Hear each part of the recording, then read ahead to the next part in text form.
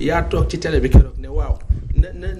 nanu télé day am registre d'antenne day am xamal lan ne ma tey dinaa woote man Cheikh Niass wala ma ñëw ci plateau bi ne respecté wuloo heure Cheikh waxal naa la sa yóbbante. voilà mu ko wax la nga bëggoon wax li mooy araftu Cheikh la nga bëggoon wax yow waxal naa la sa yóbbante ne Baye Assane ñëwul heure dimanche la njaboot gi la ñuy nekkal. Cheikh ñëwal wax ko Cheikh ñëwal ci télé bi wax ko en direct. Cheikh waxal naa la sa yóbbante man maa tardé tey njaboot gi rek. Baye Assane jarul nga ñu njëkkantu alors yaa ngi fekkoon ñuy wax ci décision bi Sénéra jël ñeel temps d'antenne u RTS muy émission de propagande bu campagne électorale bi tey bu Bassirou Diomaye Faye jàllul ndaxte dañu jàpp ni respecté wul li yoon wax muy constitution muy code électoral ci article yi nga xamante ni visé na ko respecté wul décision bu conseil constitutionnel jël ak liste ñi nga xamante ñoom ñooy 19 candidats yi ba tax na tey jàllalewu ko mais ñi ngi reproché Sénéra ci acte boobu mu deg mais sur le plan juridique est-ce que mën nañ ko reprocher benn organe bu ñu dénk mbir mu respecter la loi dans toute sa rigueur. alors boo waxee juridisme moom boo ci duggee dama lay tontu léegi ne la lépp lu war a jaar yoon ci dëkk bi 2012 ba tey dafa féete boor jaarul yoon. mais est-ce que war na tax ñu bañ a ñu continuer dans cette situation boobu. waaw non cela veut dire que ka fi nekkoon ba tey moo fi nekk. cela veut dire que jikkoog borom. ba pax ba léegi nag nanu naxante rek aujourd'hui le débat ne doit même pas se poser ci ku war a am temps d'antenne RTS lii la Coro Mandela wax moo la dëgg temps d'antenne RTS ak kaka xool sëñ bi nañu yow xool nga candidat yi bi ñu jàll tey ci diggante 18h jàpp 20h. benn gisuma ñoom ñu am 3 minutes foofu. kii am tey ji plus de 2 heures de temps. ci live ci internet bi. waaw wër ci àdduna est-ce que xool ngeen candidat yi xam nga kenn ñu ci bëri xooluñu leen. mais bu ñu xoolee le principe. waaw non au lieu avant ñoo xool sax loolu li muy jariñ. mais le principe. non c'est dafa am lu am le principe mooy par exemple équipe nationale France buy football TF1 moo kaa wane principe la mais su ko TF1 wanewul keneen mën na ko wane. donc bu ñu jéggee principe bi rek sauf que ñun dañu nekk ak ay nit yoo xam ne yow principe ngaa wax ak yoon. yow boobu ba tey ab juge bu décidé directeur général élection ne la defuma. xam nga loolu amul fenn ci àdduna. am na nag Sénégal on a vécu à la limite l'inexactitude l'incertitude superlatif boo jël du doy ci wax ci bêtisier bi nga xam ne ci la ñu nguur bi dugal mais comme ñoom dañu war a dem c'est-à-dire war a dem sax ñëpp di xaar tuuti lu rafet sax da leen di tër c'est terrible quand vous voyez l'attitude manquée bu baax en passant du directeur général de la RTS. Racine Talla. qui va par exemple recevoir ou accueillir Amadou Ba. Sans le faire pour les autres par exemple. ñi ñëw RTS di ay candidats potentiels ce sont de futures autorités un temps soit peu tu reçois le candidat du pouvoir les autres bon na leen ñeneen ñi recevoir même ci gis-gis même bu dee amoo jot même bu dee da nga jàpp même bu dee mënuloo ko defal ñëpp un temps soit peu tact mais nag dañoo sekk ak ñoo xam ni xol la ñuy demee de fi mu ne nii xol ba jeex ba toll ni àdduna ku nu meree na nga leen sore dañoo mer ba fut dama lay wax dëgg laa lay wax de gis nga comme ni nga toogee dem ñu naan la non seen siège gars yi day nañ fa xeex nañoo yooyu xeex boobu ku na leen ñëpp sore ku nu seqal bu la amee lee sax baal leen. pour yow décision du collège bu assemblée bu Sénéra jël si loolu la nekk ba léegi ñu ngi si même dans la même veine. hélas bu dul nu kaa expliqué noo kaa expliqué yow c'est impossible c'est-à-dire que ba pare un Bassirou Diomaye Faye sëñ bi Pape Moussa dama lay wax dëgg rek te yàlla tax démb wax naa ko fi bu ma nekkoon quelqu'un qui travaille avec les autres candidats xam nga lu mu leen di wax seen coow wekk leen ko ci Diomaye ne leen Diomaye na génn nu libéré ka moo yore coow li stratégiquement en communication moi au-delà de tout parce que contexte bi ñu toll les programmes en s'amusant à lire les programmes des uns et des autres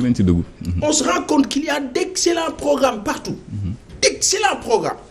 mais problème bi mooy coow li fi mu nekk nii du may kenn mu déglu programme donc qu'est-ce qu'il faut faire même quand bien même il faut tout faire pour lire les programmes loolu mooy norme élection ñun amuñu culture lecture ñun culture wax lañu wax te coow li fi mu nekk nii Diomaye ko amee léegi koo ko amee coow li c'est l'électeur ou le candidat à l'élection le plus visible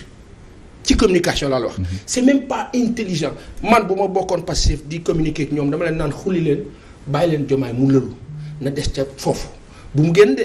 na toog rek ñuy communiquer. li Diomaye war a wax ça fait 4 ans que ce parti-là le dit. Ça fait 4 ans qu'ils le disent. Ça fait 4 ans qu'ils occupent l'espace médiatique. Ça fait 4 ans qu'ils sont présents. Ça fait 4 ans qu'ils ont un fort taux de visibilité. Tu vas chercher quoi? C'est pas un débat. ñeneen ñi laa la wax yeneen candidat yi ñoo waroon tëgg ci table bi ne leen Diomaye dafa am droit parent. Et stratégiquement c'était plus intelligent et ci principe c'était encore plus intelligent foofu laay waxee ne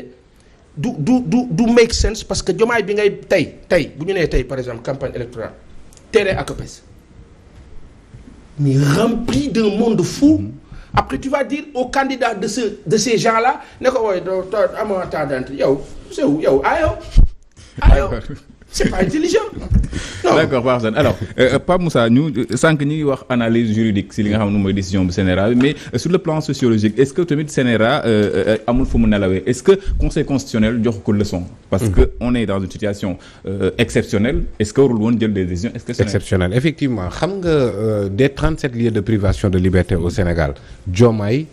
donne plus de garantie de représentativité ci prisonniers yi nekk Sénégal yëpp. dawul demul fenn c'est un candidat à la présidentielle alors candidat à la présidentielle Ayoba mu ngi fàttali que ni effectivement parti la ñuy wax mais boo analyser sous l'angle de parti rek dañ naan moom parti am dañ ko dissoudre vous voyez léegi donc kon mbir mi parce que bon code électoral day am ay dispositions générales bi mën na ko indiwaat. oui mais on promulguéegul peut-être mais il moom moo n'est xam même pas parti sous la bannière de ce parti. Il a investi par une autre coalition quoi. Bon je perds sama fil mais code électoral dafa am disposition générale yoo xam ne code élection yëpp la concerné am ay dispositions spécifiques pour chaque type de élection yaa ngi koy wax léegi di fàttali scrutin de liste ak scrutin uninominal bokkuñu maintenant bon conseil constitutionnel moom li mu appliqué droit la c'est-à-dire en validant la candidature de Diomaye Faye deful benn situation exceptionnelle parce que la candidature n'a rien à voir avec le parti n'a rien à voir avec qui donc de validation candidature mais par exemple décision yi ñu jël topp Macky Sall par exemple si date d'élection bi kon oui limitu campagne bi ba léegi li ma la doon wax moom mooy ñëw rek c'est-à-dire L130 boo ko violé mënatoo respecter dara li ci topp or Diomaye biñ validé candidature am conséquence logique bi pour que nga mën a dabu loolu noonu mais c'était de libérer Diomaye permettre ko mu mener campagne am électoralement naaj te bu boobaa moom dawul demul fenn mais à la rigueur defal jox ko bracelet électronique alors pourquoi l'administration pénitentiaire parce que am na ci aussi pàccam nañ yóbbu Diomaye mu dem RTS enregistré nan ko fekk ji mu enregistré simple alors donc mécanisme yi ñu waroon a mën a jël ci loolu ngay wax exception bëri na mais defuñu ci benn mooy paasal li mu la wax rek 3 minutes de temps bi ak ko xool c'est-à-dire CNRA moom moo war a dabu li nga xamante ne moom moo am ci àdduna par exemple temps d'antenne boobu noonu c'est juste une formalité mais tey jàpp naa ne le candidat Diomaye moo cristalliser plus d'attention yaa ngi wax léegi waxu programme mais finalement et je l'avais dit depuis très longtemps bu ñu yegsee ci situation bii nii depuis 2021 ba tey l'équation Pastef la candidature de Sonko la candidature de Diomaye mooy cristalliser attention yëpp du coup moom il est le candidat bi nga xamante ne Sénégal ak àdduna ñëpp moom la ñuy gën a waxtaanee parce que absence am moom moo def présence am donc kon ñoom même effet bi ñu ciy wut sax contraire bi la ñuy am fi mu toll nii on est là campagne électorale premier jour bi jàll na comme ubbi woo ci discours campagne yi ubbi woo ci programme yi pourtant ci lii nga ubbee donc loolu noonu rek c'est assez illustratif pour dire que ni ñoom placé nañ Diomaye au cœur de l'actualité sans pour autant que moom mu pipe moo du coup gis nga meeting bi ACAPES mais plateforme yëpp ko kii di est-ce que mën nga éclipser la visibilité non léegi li ngay def nii da ngay yokkaat ci xar mi karaw joxaat Diomaye plus de chance parce que effectivement il y a cette orientation victime qui Sénégal aussi xam na nu mu demee le vote à un certain moment donné c'est rationnel certes mais c'est aussi affectif moo tax paasan bu ne ko toogal foofu jàpp sa njàmbur xam na ne bu toogee foofu jàpp njàmburam bu waxul deful dara 24 février bi Diomaye dina leen duma yu metti non seulement da nga koy def parce que dañ koo teg injustice da nga koy def pour rétablir cet état de droit bi nga xamante ne pratiquement mi ngi agonisant donc effet bi ñu ciy wut contraire bi leen ciy am maintenant le fait que Passane souligné que ni Racine Talla accueillir ne Amadou Ba oui voilà parce que c'est un militant lui. C'est un acteur politique qui a son candidat au détriment d'autres candidats, alors que la RTS est censée être équilibrée. moo tax boobu ba léegi gisoo benn opposant taxaw RTS man bi ma gisee photo Amadou Ba bi ci biir RTS Amadou Ba le mandataire de Diomaye ci biir RTS ma grand xalaat yaa ngi fi soog a ñëw. alors donc loolu day wane encore une fois dafa am surtout les candidats yi di leen interpeller au passage yi am na station yoo xamante ne c'est inélégant nga fay teg un politicien. Inélégant. Et la démocratie ce n'est pas une affaire de texte et d'appareil électoral du loolu noonu mais c'est une question à un certain moment donné de gentleman agreement et malheureusement ce régime-là manque carrément de gentleman agreement. Alors Ayoba toujours sur cette question-là sànq maa ngi ko naan conseil constitutionnel dafa xam ni ñu ngi ci situation exceptionnelle mu jël des mesures exceptionnelles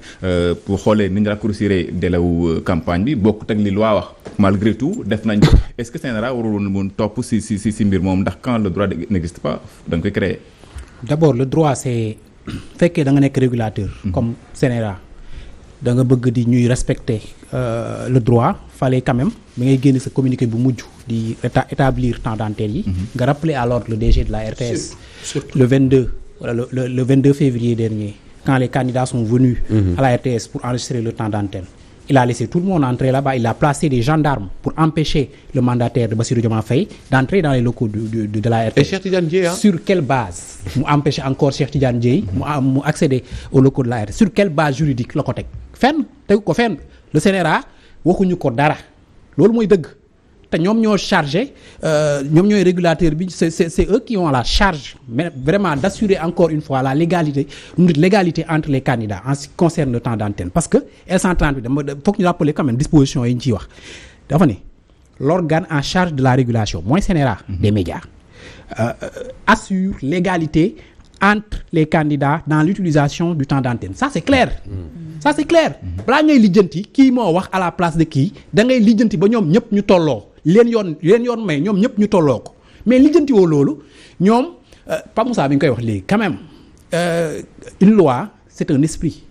c'est-à-dire kii conseil constitutionnel moo nekk ci kaw ñëpp valider na candidature am mënatoo ko empêcher mu def dara mënu leen ko libérer juge yi libéré wuñ ko d'accord on est d'accord lan moo tere caméra RTS suñu doxantu ba Cap Manuel jël ko temps d'antenne 3 minutes puisque la loi est au-dessus du règlement loolu ñëpp xam nañ ko règlement prison day tere détenus yi ñu wax publiquement mais la loi est au-dessus du règlement lan mooy tere caméra RTS ñu daagu ba Cap Manuel jël Bassirou Diomaye Faye 3 minutes mu wax et en conséquence nga assurer l'égalité entre tous les candidats mais defoo ko nga bàyyi ba ñoom ñu jël nu mu tuddati une mesure palliative mooy yónni nu mu tuddati